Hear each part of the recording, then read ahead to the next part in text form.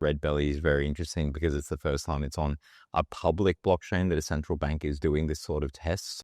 But let's talk about Redbelly. Like, why was that chosen as the network to do what you've described on top of? Many reasons. Um, I would argue that it wasn't really chosen because it is a blockchain, because it's more than that. It's a network, and first off, obviously, it has the academic pedigree on the consensus and so forth. That's super important. People don't really care about that much, unfortunately, but it's because they don't understand the difference between a sufficient or a necessary condition.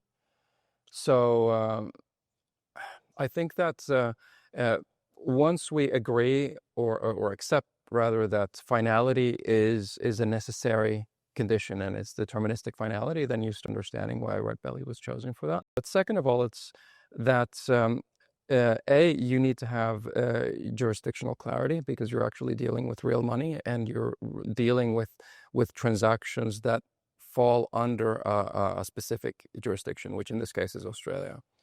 And then second of all, or rather third, you also need to have a bunch of different service providers or participants that are willing to offer the services that are required in the value chain, right? So you need to have a trustee, you need to have an exchange, you need to have this. And we're not talking about a crypto exchange, we're talking about a traditional exchange, right? So for example, the Australian Bond Exchange. So when we saw that all these assets were in place, we realized, well, that's the only way that we can actually go forward in a reasonable time frame.